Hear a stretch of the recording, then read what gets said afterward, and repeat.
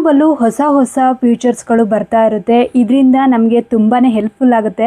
ಅದು ಯಾವ್ಯಾವುದು ಇವಾಗ ಹೊಸದಾಗಿ ಏನೇನು ಬಂದಿದೆ, ಅದರಿಂದ ನಮ್ಗೆ ಏನೇನು ಹೆಲ್ಪ್ ಆಗ್ಬೋದು ಅನ್ನೋದೆಲ್ಲನೂ ನಾವು ನಿಮಗೆ ಕಂಪ್ಲೀಟಾಗಿ ಹೇಳ್ತೀನಿ. ಅದನ್ನು ನೀವೆಲ್ಲೂ ಸ್ಕಿಪ್ ಮಾಡದೆ ನೋಡಿ. ಯಾಕಂತ ಹೇಳಿದ್ರೆ ತುಂಬಾ ಇಂಪಾರ್ಟೆಂಟು, ಇದೆಲ್ಲ ತಿಳ್ಕೊಳ್ಳೇಬೇಕು. ಯಾವ ರೀತಿ AI, ChatGPT ಇಂಥವೆಲ್ಲ ಬಂದಿದ್ದಾವೋ ಅದೇ ರೀತಿ ಈಗ ಟೆಕ್ನಾಲಜಿಗೆ ತಕ್ಕಂಗೆ ಚೆನ್ನಾಗಿ ಫೀಚರ್ಸು ಯೂಟ್ಯೂಬಲ್ಲೂ ಒಳ್ಳೊಳ್ಳೆ ಫೀಚರ್ಸ್ ಬರ್ತಾ ಇದೆ. ಅದು ಏನು 2026ಗೆ ಹೊಸ ಯೂಟ್ಯೂಬರ್ಸ್ ಆಗಿರ್ಬೋದು, ಹಳೆ ಯೂಟ್ಯೂಬರ್ಸ್ ಆಗಿರ್ಬೋದು, ಎಷ್ಟು ಹೆಲ್ಪ್ ಆಗುತ್ತೆ ಅನ್ನೋದನ್ನು ಒನ್ ಬೈ ಒನ್ ನಿಮ್ಗೆ ಹೇಳ್ಕೊಡ್ತೀನಿ. ವಿಡಿಯೋ ಎಲ್ಲೂ ಸ್ಕಿಪ್ ಮಾಡೋದಕ್ಕೆ ಹೋಗಬೇಡಿ. ಹಾಗೆ ನೀವಿನ್ನೂ ನನ್ನ ಚಾನಲ್ನ ಸಬ್ಸ್ಕ್ರೈಬ್ ಮಾಡಿಲ್ಲ ಅಂತ ಹೇಳಿದ್ರೆ 2 ಬೈಟ್ಸ್ ಕನ್ನಡ ಚಾನಲ್ನ ಸಬ್ಸ್ಕ್ರೈಬ್ ಮಾಡೋದನ್ನು ಮರಿಬೇಡಿ. ಬನ್ನಿ ವಿಡಿಯೋ ಸ್ಟಾರ್ಟ್ ಮಾಡೋಣ. ನಾನು ಆಲ್ರೆಡಿ ಮೆನ್ಷನ್ ಮಾಡಿದ್ದೀನಿ. ಯಾಕೆ ಇದನ್ನು ಮೆನ್ಷನ್ ಮಾಡಿದ್ದೀನಿ ಅಂತ ಹೇಳಿದ್ರೆ, ಫಸ್ಟು ಯಾವುದೇ ನ್ಯೂ ಅಪ್ಡೇಟ್ನ ನಾನು ಮಿಸ್ ಮಾಡೋದಕ್ಕೂ ಇಷ್ಟ ಇಲ್ಲ. ಯಾಕಂದರೆ ಒಂದೊಂದು ಅಪ್ಡೇಟು ತುಂಬಾ ಚೆನ್ನಾಗಿದೆ. ಅದು ಯಾವುದ್ಯಾವ್ದು ಅಪ್ಡೇಟ್ ಅನ್ನೋದನ್ನು ಈ ವಿಡಿಯೋದಲ್ಲಿ ಹೇಳ್ತೀನಿ.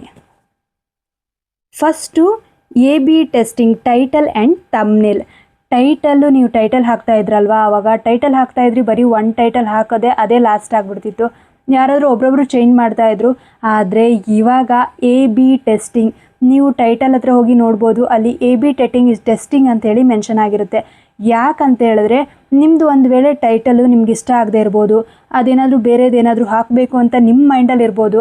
ಆವಾಗ ಅದನ್ನು ಅದರಲ್ಲಿ ಆ್ಯಡ್ ಮಾಡಿಟ್ರೆ ಯಾವುದು ಟ್ರೆಂಡಿಂಗಲ್ಲಿ ಇದೆ ಅದನ್ನು ಯೂಟ್ಯೂಬರ್ಸು ತಗೊಳ್ತಾರೆ, ಅದನ್ನೇ ನಿಮ್ಮ ಟೈಟಲ್ನಲ್ಲಿ ಹಾಕ್ತಾರೆ.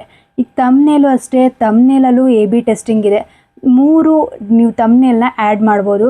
ಅಲ್ಲಿ ಒಂದು 10 to 15 ಡೇಸ್ ಆದಮೇಲೆ ಅದು ಜನ್ರೇಟ್ ಆಗುತ್ತೆ. ಯಾವುದು ಟ್ರೆಂಡಿಂಗ್ ಆಗಿದೆ, ಯಾವುದು ಕ್ವಾಲಿಟಿ ಚೆನ್ನಾಗಿದೆ ಅಂಥವೆಲ್ಲ ನೋಡಿಬಿಟ್ಟು ಆಮೇಲೆ ಅದನ್ನು ಸ್ಟಾರ್ಟ್ ಮಾಡ್ತಾರೆ. ಅದೇ ರೀತಿ ನೀವು ನಿಮಗೆ ಏನಾದರೂ ತಮ್ನೇಲು 2-3 ಕ್ರಿಯೇಟ್ ಮಾಡಿರ್ತೀರ, ಇದು ಚೆನ್ನಾಗಿಲ್ಲಪ್ಪ, ಇದು ಸ್ವಲ್ಪ ಕ್ವಾಲಿಟಿ ಚೆನ್ನಾಗಿಲ್ಲ ಅನಿಸ್ತಾ ಇದೆ ಅಂತೇಳಿ ಇನ್ನೊಂದು ಯಾವುದಾದ್ರೂ ಕ್ರಿಯೇಟ್ ಮಾಡಿರ್ತೀರ.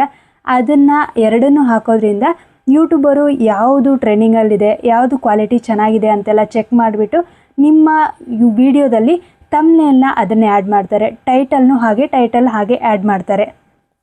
ಇದು ಫಸ್ಟ್ ಆಯಿತು. ಸೆಕೆಂಡ್ ಬಂದುಬಿಟ್ಟು ಯೂಟ್ಯೂಬರ್ಸಲ್ಲಿ ಇವಾಗ ಫಸ್ಟು ಕ್ವಾಲಿಟಿನ ಚೆಕ್ ಮಾಡ್ತಾರೆ. ನಿಮ್ಮ ವಿಡಿಯೋ ಯಾವ ರೀತಿ ಇದೆ, ಕ್ವಾಲಿಟಿಯಾಗಿ ಇದೆಯಾ, ವಿಡಿಯೋ ಚೆನ್ನಾಗಿ ಬರ್ತಾ ಇದೆಯಾ, ಇದನ್ನೆಲ್ಲ ನೀವು ಆವಾಗ ನೋಡ್ತಾ ಇದ್ರಿ. ಆವಾಗೆಲ್ಲ 720p 480p ಹಾಗೆಲ್ಲ ಇತ್ತು. ಇವಾಗ 1080ದಲ್ಲಿ ಡೌನ್ಲೋಡ್ ಮಾಡ್ತಾರೆ, 4Kನಲ್ಲಿ ಡೌನ್ಲೋಡ್ ಮಾಡ್ತಾರೆ. ಆವಾಗಿಂದ ಹಳೇ ವಿಡಿಯೋಗಳೆಲ್ಲ ಹಾಕಿರ್ತೀರಲ್ವಾ, ಆ ಹಳೇ ವಿಡಿಯೋಗಳೆಲ್ಲ ಚೆನ್ನಾಗಿ ನಿಮ್ಗೆ ಕ್ವಾಲಿಟಿಯಾಗಿ ಮಾಡಿಕೊಡ್ತಾರೆ. ಇದು ಇವಾಗ ಫ್ಯೂಚರ್ ನೀವು ಹೆಂಗೆ AI ಬಂದಿದೆಯೋ ಅದೇ ರೀತಿ ಯೂಟ್ಯೂಬ್ನಲ್ಲೂ ನೀವು ಇದನ್ನು ಆರ್ಟಿಫಿಷಿಯಲ್ ಇಂಟೆಲಿಜೆನ್ಸ್ನ ಯೂಸ್ ಮಾಡಿಕೊಂಡು ಈ ರೀತಿ ನಿಮ್ಮ ವಿಡಿಯೋ ಕ್ವಾಲಿಟಿ ಚೆನ್ನಾಗಿಲ್ಲ ಅಂತ ಹೇಳಿದ್ರು ಅವರು 1080ವರೆಗೂ ನಿಮಗೆ ಆ ವಿಡಿಯೋನ ಚೆನ್ನಾಗಿ ಕ್ವಾಲಿಟಿ ಬರೋ ಹಾಗೆ ಮಾಡಿಕೊಡ್ತಾರೆ. ಇದು 2ನೇ ಅಪ್ಡೇಟು. ಇದು ತುಂಬಾ ಚೆನ್ನಾಗಿದೆ. ಯಾಕಂತ ಹೇಳಿದ್ರೆ ಹಳೆ ವಿಡಿಯೋಗಳೆಲ್ಲ ಹಾಕಿರ್ತೀವಿ, ಆದರೆ ಆ ವಿಡಿಯೋದಲ್ಲಿ ಏನಂದರೆ ಕ್ವಾಲಿಟಿ ಚೆನ್ನಾಗಿರಲ್ಲ. ಫಸ್ಟ್ ವಿಡಿಯೋ ಮಾಡಿರ್ತೀವಿ, ಹೆಂಗೆ ವಿಡಿಯೋ ಮಾಡಬೇಕು ಅಂತೇಳಿ ಗೊತ್ತಿರಲ್ಲ. ಅದಕ್ಕೆಲ್ಲದಕ್ಕೂ ಇದೇ ಸೊಲ್ಯೂಷನ್ನು. ಇದರಿಂದ ನಮಗೆ ತುಂಬಾ ವ್ಯೂಸ್ ಸಹಿತ ಜಾಸ್ತಿ ಆಗುತ್ತೆ. ನೆಕ್ಸ್ಟ್ ಮೂರನೇ ಅಪ್ಡೇಟ್ ನೀವು ಲೈವ್ ಹೋಗ್ತೀರಾ. ಲೈವ್ ಹೋದಾಗ ನಾನು ಆಲ್ರೆಡಿ ಹೇಳಿದ್ದೆ ನಿಮಗೆ, ಲಾಸ್ಟ್ ವಿಡಿಯೋದಲ್ಲಿ ಮೆನ್ಷನ್ ಮಾಡಿದ್ದೆ, ಕಮ್ಯುನಿಟಿ ಗೈಡ್ಲೈನ್ಸ್ ಪ್ರಕಾರ 13 ಇಯರ್ಸ್ ಒಳಗಡೆ ಇರುವಂಥವರು ವಿಡಿಯೋದಲ್ಲಿ ಕಾಣಿಸ್ಕೊಳ್ಳೋವಾಗಿಲ್ಲ, ಜಾಸ್ತಿ ಅವ್ರನ್ನ ತೋರ್ಸೋಕ್ಕೆ ಹೋಗಬೇಡಿ ಅಂತ. ಹಾಗೆ ಲೈವ್ ನೀವು ಮಾಡ್ತಾ ಇದ್ದೀರಾ ಅಂತ ಹೇಳಿದ್ರೆ ಲೈವಲ್ಲಿ 2 ಥರ ಇರುತ್ತೆ. ಇವಾಗ ಒಂದು ಲಾಂಗ್ ವಿಡಿಯೋ ಮಾಡ್ತೀವಿ ಅಂತ ಹೇಳಿದ್ರೆ ಲಾಂಗ್ ವಿಡಿಯೋ ಹಾರಿಜಾಂಟಲ್ ಮಾಡ್ಬೋದು, ಶಾರ್ಟ್ಸ್ ವಿಡಿಯೋ ವರ್ಟಿಕಲಲ್ಲಿ ಮಾಡ್ಬೋದು. ಇವಾಗ ಶಾರ್ಟ್ಸ್ ನೀವು ಹೇಗೆ ಮಾಡ್ತೀರೋ ಅದೇ ರೀತಿ ಲೈವ್ನ ಮಾಡ್ಬೋದು.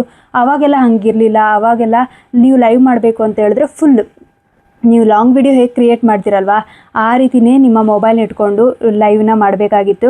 ಈಗ ಹಾಗಿಲ್ಲ. ನೀವು ಶಾರ್ಟ್ಸ್ನ ಯಾವ ರೀತಿ ಕ್ರಿಯೇಟ್ ಮಾಡ್ತೀರಾ ಅದೇ ರೀತಿ ವರ್ಟಿಕಲಲ್ಲಿ ನಿಮ್ಮ ವಿಡಿಯೋನ ಲೈವ್ನ ಶೂಟ್ ಮಾಡ್ಕೊಳ್ಬೋದು. ಇದರಿಂದ ವ್ಯೂಸು ಚೆನ್ನಾಗಿ ಬರುತ್ತೆ. ಯಾಕಂತ ಹೇಳಿದ್ರೆ ಲೈವ್ನ ನೋಡೋದಾಗಿರ್ಬೋದು, ಶಾರ್ಟ್ಸ್ನ ಜಾಸ್ತಿ ಎಲ್ಲರೂ ಎಂಟರ್ಟೈನ್ ಮಾಡ್ತಾರೆ. ಯಾಕಂತೇಳಿದ್ರೆ ಜಾಸ್ತಿ ಅದನ್ನು ನೋಡ್ತಾ ಇರ್ತಾರೆ. ಎಲ್ಲರಿಗೂ ಟೈಮ್ ಇರಲ್ಲ, 5 ಮಿನಿಟ್ಸು 10 ಮಿನಿಟ್ಸ್ ನೋಡೋದಕ್ಕೆ ಟೈಮ್ ಇರಲ್ಲ. ಅದಕ್ಕೆ ಈ 2 to 3 ಮಿನಿಟ್ಸು 5 ಮಿನಿಟ್ಸು ಇವಾಗ ನಾವು ಮಿನಿಮಮ್ಮು ಶಾರ್ಟ್ಸ್ನಲ್ಲಿ 1 ಮಿನಿಟಿಂದ 3 ಮಿನಿಟ್ಸ್ವರೆಗೂ ಶಾರ್ಟ್ಸ್ನ ಮಾಡ್ಬೋದು. ಆ ರೀತಿ ಇದೆ ಅಲ್ವಾ. ಆ ರೀತಿ ನಮ್ಮ ಶಾರ್ಟ್ಸ್ಗೆ ಎಲ್ಲರೂ ಜಾಸ್ತಿ ಗಮನ ಕೊಡೋದು ಶಾರ್ಟ್ಸ್ ಕಡೆ, ಲಾಂಗ್ ವಿಡಿಯೋಸ್ ಕಡೆ ಎಲ್ಲ. ಆ ರೀತಿಯೇ ನೀವು ಶಾರ್ಟ್ಸ್ ಹೇಗೆ ಮಾಡ್ತೀರೋ ಅದೇ ರೀತಿ ಲೈವ್ನ ಸಹಿತ ಮಾಡ್ಬೋದು. ಆದರೆ ತುಂಬ ಕಮ್ಯುನಿಟಿ ಗೈಡ್ಲೈನ್ಸ್ನ ಸ್ವಲ್ಪ ಚೆಕ್ ಮಾಡ್ತಾಯಿರಿ. ಅದು ಚೆಕ್ ಮಾಡೋದ್ರಿಂದ ನಿಮ್ಗೆ ಗೊತ್ತಾಗುತ್ತೆ ಯಾವ ಅಲ್ಲಿ ಏನೇನು ನಿಯಮ ಇದೆ, ಏನು ಗೈಡ್ಲೈನ್ಸ್ ಇದೆ ಅಂತೇಳಿ ನಿಮ್ಗೆ ಗೊತ್ತಾಗುತ್ತೆ. ಅದನ್ನು ಚೆಕ್ ಮಾಡ್ಕೊಳ್ಳೋದನ್ನು ಮರಿಬೇಡಿ. ನೆಕ್ಸ್ಟ್ ಅಪ್ಡೇಟ್, ಪೇಡ್ ವರ್ಷನಲ್ಲಿ ಆಮೇಲೆ ಆರ್ಗಾನಿಕ್ ಆಗಿದೆ. ಇವಾಗ ಯೂಟ್ಯೂಬ್ ಕಡೆಯಿಂದನೇ ನಿಮಗೆ ನಾನು ಇಲ್ಲಿ ಸ್ಕ್ರೀನಲ್ಲಿ ಹಾಕಿರ್ತೀನಿ, ಅಲ್ಲಿ ಪೇಡ್ ಅಂಥೇಳಿ ಮೆನ್ಷನ್ ಆಗಿರುತ್ತೆ, ಅಲ್ಲಿ ಪ್ರಮೋಟ್ ವಿಡಿಯೋ ಅಂತಲೂ ಮೆನ್ಷನ್ ಆಗಿರುತ್ತೆ. ಈ ರೀತಿ ಯೂಟ್ಯೂಬ್ ಕಡೆಯಿಂದನೂ ಅದೆಲ್ಲ ಮಾಡಿಕೊಡ್ತಾರೆ. ಆದರೆ ಅದನ್ನು ನನಗಂತೂ ಅಷ್ಟು ಇಷ್ಟ ಆಗಿಲ್ಲ. ಯಾಕಂತ ಹೇಳಿದ್ರೆ ಇದನ್ನು ಮಾಡಿಕೊಡೋದ್ರಿಂದ ಒಬ್ಬರಿಗೆ ವ್ಯೂಸ್ ಬರುತ್ತೆ, ಒಬ್ಬರಿಗೆ ವ್ಯೂಸ್ ಬರಲ್ಲ ಅನ್ನೋದಿರುತ್ತಲ್ವ.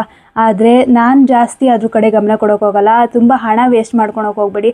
ನಿಮ್ದೇನಾದರೂ ಒಂದು ವೇಳೆ ಪೇಯ್ಡ್ ಪ್ರಮೋಷನು ಅಂಥವ್ರು ಏನಿದ್ರೆ ಅವರೇ ಪೇಯ್ಡ್ ಬೇಕಾದರೂ ಅದನ್ನು ಪ್ರಮೋಷನ್ ಮಾಡೋದಾಗಿರಲಿ, ನಿಮ್ಮ ಲಿಂಕ್ನ ಅವ್ರು ತೊಗೊಂಡ್ಬಿಟ್ಟು ಅವ್ರು ಮಾಡಿದ್ರೆ ಓಕೆ. ಸುಮ್ಮನೆ ನೀವೆಲ್ಲ ಅಮೌಂಟ್ನ ವೇಸ್ಟ್ ಮಾಡ್ಕೊಳ್ಳೋದಕ್ಕೆ ಹೋಗಬೇಡಿ. ಆದಷ್ಟು ಈ ರೀತಿ ಪೇಯ್ಡ್ ಪ್ರಮೋಷನ್ನು ಇದು ಯೂಟ್ಯೂಬಿಂದ ಬೇಕಾದರೆ ಅದು ನೀವು ಮಾಡ್ಬೋದು. ಯೂಟ್ಯೂಬ್ ಕಡೆಯಿಂದ ಏನಾದರೂ ಪ್ರಮೋಷನ್ ಮಾಡೋದಕ್ಕೆ ಅಮೌಂಟು ಅದಕ್ಕೇನಾದರೂ ಇದ್ದರೆ ಓಕೆ. ಬಟ್ ಆರ್ಗಾನಿಕ್ಕಾಗಿ ಮಾಡೋದೇನು ಅಂತ ಹೇಳಿದ್ರೆ ನಮಗೆ ವ್ಯೂಸ್ ಬರಲಿ ಬರದೇ ಇರಲಿ ವಿಡಿಯೋ ಮಾಡ್ತೀನಪ್ಪ ಅನ್ನೋದಿದ್ದರೆ ಅದು ತುಂಬಾ ಹೆಲ್ಪ್ ಆಗುತ್ತೆ. ಇದರಿಂದ ನಿಮಗೆ ಮುಂದೆ ನಿಮಗೆ ಒಂದು ಜೆನ್ಯೂನ್ ಸಬ್ಸ್ಕ್ರೈಬರ್ಸ್ ಬರ್ತಾರೆ. ಅದಕ್ಕೆ ಆದಷ್ಟು ನಿಮಗೆ ಒಂದು ಜೆನ್ಯೂನ್ ಸಬ್ಸ್ಕ್ರೈಬರ್ಸ್ ಬೇಕು ಅಂತ ಹೇಳಿದ್ರೆ ಆರ್ಗ್ಯಾನಿಕ್ಕಾಗಿ ಹೋಗಿ. ತುಂಬ ಜಾಸ್ತಿ ಪೇ ಮಾಡೋದು ಅಂಥದ್ದೆಲ್ಲ ವ್ಯೂಸ್ ತೊಗೊಳಕ್ಕೆ ಹೋಗಿ ಅದೇನಾದರೂ ಕ್ವಾಲಿಟಿ ಚೆನ್ನಾಗಿರಲಿಲ್ಲ, ಬೇರೆ ಏನಾದರೂ ಅದು ಆಗಿನ ಟೈಮಿಗೆ ಬರ್ಬೋದು. ಪದೇ ಪದೇ ನಾವು ಪೇ ಮಾಡೋದಕ್ಕಾಗಲ್ಲ. ಮಾನಿಟೈಸೇಷನ್ ಆಗಿದ್ದರೆ ನಿಮಗೇನಾದ್ರು ಜಾಸ್ತಿ ವ್ಯೂಸ್ ಬೇಕಾದರೆ ಆ ರೀತಿ ಮಾಡ್ಕೊಳ್ಬೋದು, ಅದರೊಳಗೇನು ಪ್ರಾಬ್ಲಮ್ಸ್ ಇಲ್ಲ. ನೆಕ್ಸ್ಟ್ ಅಪ್ಡೇಟ್, ಫೋರ್ತ್ ಅಪ್ಡೇಟ್ ಬಂದುಬಿಟ್ಟು ವಿಡಿಯೋದಲ್ಲಿ ನಮ್ಮ ಯೂಟ್ಯೂಬ್ ಸ್ಟುಡಿಯೋಕ್ಕೆ ಹೋದರೆ ನಿಮ್ಗೆ ಗೊತ್ತಾಗುತ್ತೆ. ಯೂಟ್ಯೂಬ್ ಸ್ಟುಡಿಯೋದಲ್ಲಿ ಆಲ್ರೆಡಿ ಅವರು ಆರ್ಟಿಫಿಷಿಯಲ್ ಇಂಟೆಲಿಜೆನ್ಸ್ ಯೂಸ್ ಮಾಡ್ಕೊಂಡ್ಬಿಟ್ಟು ಯೂಟ್ಯೂಬ್ ಹೆಲ್ಪ್ ಚಾಟ್ ಅಂಥೇಳಿ ಸ್ಟಾರ್ಟ್ ಮಾಡಿದ್ದಾರೆ. ನೀವು ಇಮಿಡಿಯೇಟಾಗಿ ಅದನ್ನು ನೀವು ಏನು ಮೆಸೇಜ್ ಹಾಕಿರ್ತಾರೋ ಆ ಮೆಸೇಜ್ಗೆ ರಿಟರ್ನ್ ಆಗಿ ಇಮಿಡಿಯೇಟಾಗಿ ನಿಮಗೆ ರಿಪ್ಲೈ ಬರುತ್ತೆ. ಅದೇನಾದರೂ ನಿಮ್ಗೆ ಸ್ಯಾಟಿಸ್ಫೈ ಆಗಿಲ್ಲ ಅಂತ ಹೇಳಿದ್ರೆ ಅಲ್ಲಿ ನೀವು ರಿಯಲ್ ಪರ್ಸನ್ ಹತ್ರ ಚಾಟ್ ಮಾಡ್ಬೋದು. ಆ ರೀತಿಯೂ ಚಾಟ್ ಸಪೋರ್ಟ್ ಇದೆ. ಇದು ತುಂಬಾ ಹೆಲ್ಪ್ ಆಗುತ್ತೆ. ಯಾಕಂತ ಹೇಳಿದ್ರೆ ಸಡನ್ನಾಗಿ ಏನಾದರೂ ಪ್ರಾಬ್ಲಮ್ಸ್ ಬರ್ತಪ್ಪ, ನನ್ನ ವಿಡಿಯೋಗೆ ವ್ಯೂಸ್ ಬರ್ತಾಯಿಲ್ಲ, ಸಬ್ಸ್ಕ್ರೈಬ್ ಬರ್ತಾಯಿಲ್ಲ ಅನ್ನೋದೇ ಮೇನು. ಅದೇನಾದರೂ ಬರ್ತಾಯಿಲ್ಲ ಅಂದಾಗ ನಾವು ಅವಾಗ ಅವ್ರ ಹತ್ರ ಚೆಕ್ ಮಾಡ್ಬೋದು, ಏನಾದರೂ ಪ್ರಾಬ್ಲಮ್ ಇದೆಯಾ ಅಂಥೇಳಿ ಚೆಕ್ ಮಾಡ್ಬೋದು. ಆ ಚೆಕ್ ಮಾಡೋದಕ್ಕೆ ಇದು ತುಂಬ ಈಸಿ ಮೆಥಡ್ ಅಂತೇಳಿ ಅನಿಸ್ತು ನನಗೆ. ಇದು ನನಗೆ ಇಷ್ಟ ಆಯಿತು. ನಿಮ್ಗೆ ಯಾವ್ದು ಇಷ್ಟ ಆಯಿತು ಅಂಥೇಳಿ ನೀವು ನನಗೆ ಕಮೆಂಟ್ ಮೂಲಕ ತಿಳಿಸಿ. ಈ ನ್ಯೂ ಅಪ್ಡೇಟಲ್ಲಿ ಯಾವ್ದು ಇಷ್ಟ ಆಯಿತು ಅಂಥೇಳಿ ಕಮೆಂಟ್ ಮಾಡಿ. ಇದಿಷ್ಟು ನಾನು ಆಲ್ರೆಡಿ ಎಲ್ಲ ಮೆನ್ಷನ್ ಮಾಡ್ಕೊಂಡಿದ್ದೆ, ಯಾವ್ಯಾವುದು ಹೇಳಬೇಕು ಅಂಥೇಳಿ ಅದೆಲ್ಲದು ನಾನು ಹೇಳಿದ್ದೀನಿ. ನನಗೇನು ಅನಿಸ್ತು ಅಲ್ಲಿ ಆ ವಿಡಿಯೋದಲ್ಲಿ ಅಪ್ಡೇಟ್ ಏನೇನು ಕೊಟ್ಟಿದ್ರು, ಯೂಟ್ಯೂಬ್ ಕಡೆಯಿಂದ ಬಂದಿರೋ ಅಪ್ಡೇಟು ಯಾವ್ಯಾವ್ದು ಚೆನ್ನಾಗಿ ಅನಿಸ್ತು ಅಂಥೇಳಿ ಎಲ್ಲದೂ ನಿಮಗೆ ತಿಳಿಸಿದ್ದೀನಿ.